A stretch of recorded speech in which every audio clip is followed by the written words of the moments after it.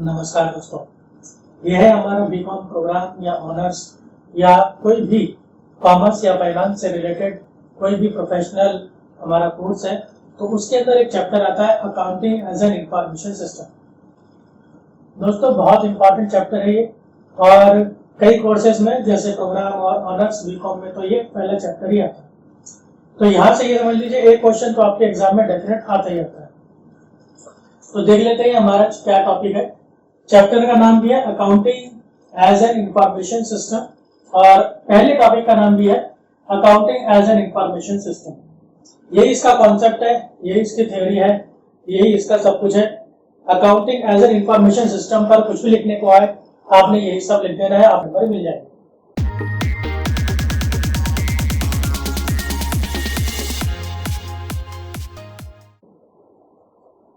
दोस्तों accounting as an information system के अंदर तीन चीजें आती हैं। एक आता है अकाउंटिंग, एक आता है इंफॉर्मेशन और एक आता है सिस्टम। तो पहले हमें इन तीनों को अलग अलग समझना पड़ेगा, फिर उसके बाद हम इन तीनों को मर्ज करेंगे और हमारा जो आंसर है वो बन जाएगा। First of all, what is accounting? मैं ऐसी उम्मीद करता हूं कि आपको अकाउंटिंग तो पता ही होगा क्या होती है, 11th क्लास से आप पढ़ते आ रहे हैं। तो थोड़ा सा मैं यहाँ बताऊंगा, डिटेल में नहीं जाऊंगा। देखिए, it is a process of identifying. सबसे पहले तो हम पहचानते हैं कौन कौन सी बिजनेस से रिलेटेड फाइनेंशियल ट्रांजैक्शंस हैं, उनको हम रिकॉर्ड करते हैं, फिर उनको हम अलग अलग जगह बांटते हैं, क्लासीफाई करते हैं, उनकी समरी बनाते हैं जैसे पीएनएल और बैलेंस शीट। उसको हम एनालाइज करते हैं, उसको स्टडी करते हैं कि उसका मतलब क्या है, उसका जो भी मतलब बनता है उसको इंटरप्रेट करते हैं, और फिर वो फाइनेंशियल कैरेक्टर्स के अंदर जो भी ट्रांजैक्शंस हैं उनको हम कम्युनिकेट करते हैं। जितना भी हमने मीनिंग निकाला उनको फाइनेंशियल टर्म्स के अंदर, फाइनेंशियल कैरेक्टर्स में हम कम्युनिकेट करते हैं। किसको? जो भी रिजल्ट आया किसको देते हैं? यूजर्स को, ताकि वो जो है अपने डिसीजन ले सके। यूजर्स बहुत सारे होते हैं, इंटरनल, एक्सटर्नल, कंपनी के मालिक हो गए, मैनेजर हो गए, एम्प्लॉय हो गए, बाहर जाए तो गवर्नमेंट हो गई, पैसे देने वाले हो गए, पैसे लेने वाले हो गए, डेटर, क्रेडिटर, आपके सप्लायर वगैरह। तो इस तरह से, तो वैसे इस पर अलग चैप्टर भी है, तो इसलिए मैं डिटेल में नहीं जा रहा हूँ। फिर दूसरा आता है हमारे पास इंफॉर्मेशन। इंफॉर्मेशन को समझने के लिए आप पहले समझिए डाटा क्या होता है। बहुत से बच्चे ये सोचते हैं डाटा और information is the same thing, दोनों अलग अलग है।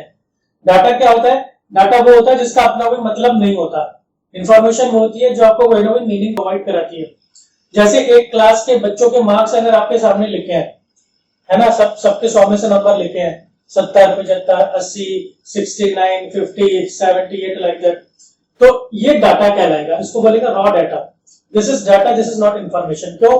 क्योंकि इस डाटा को देख के हमें कुछ समझ नहीं आ रहा, लेकिन अगर हम इसके ऊपर कुछ प्रोसेसिंग कर दें, कुछ मैथड्स अप्लाई कर दें, जैसे उस सारे डाटा का हम कोई एक एवरेज निकाल लें, जैसे कि मीन आप स्टैट्स में पढ़ते हैं, है ना, तो हमें पता चल जाएगा उस क्लास के अंदर एवरेज मार्क्स कितने आए बच्चों के।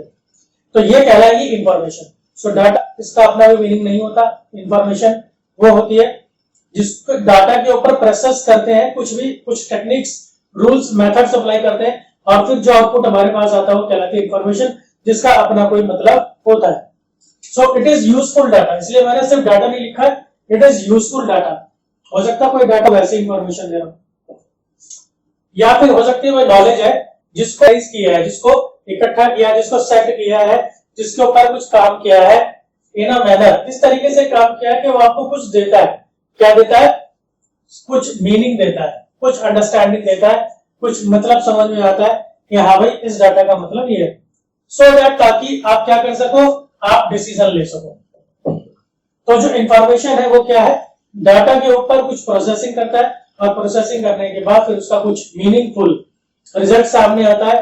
यही है आपका इंफॉर्मेशन, और ये आपको चाहिए होती है ताकि आप कुछ डिसीजन ले सको। डिसीजन लेने के लिए ही आपने इंफॉर्मेशन मांगी थी। इसके बाद हमारे पास तीसरा हिस्सा है हमारे पास सिस्टम। अब सिस्टम क्या होता है जी? It is a set of components. इसके अंदर कुछ छोटे छोटे कंपोनेंट्स होते हैं, एक चीज इकट्ठी नहीं है, ये इसके टुकड़े हैं, विच आर इंटररिलेटेड। और ये जो कंपोनेंट्स है ये जो स्टेजेस हैं, ये जो प्रोसेस हैं, ये इंटर रिलेटेड है, एक दूसरे से जुड़े हुए हैं एंड कोऑर्डिनेटेड, आपस में इनके एक दूसरे से समन्वय है, एक दूसरे से इनकी सेटिंग है। कैसे? सच अ वे, इस प्रकार to accomplish a specific goal, कोई एक पर्टिकुलर गोल को हम प्राप्त कर सके। हमने कोई एक सिस्टम बनाया, हमने कोई एक तरीका बनाया, जैसे मान लीजिए एडमिशन प्रोसेस हो गया।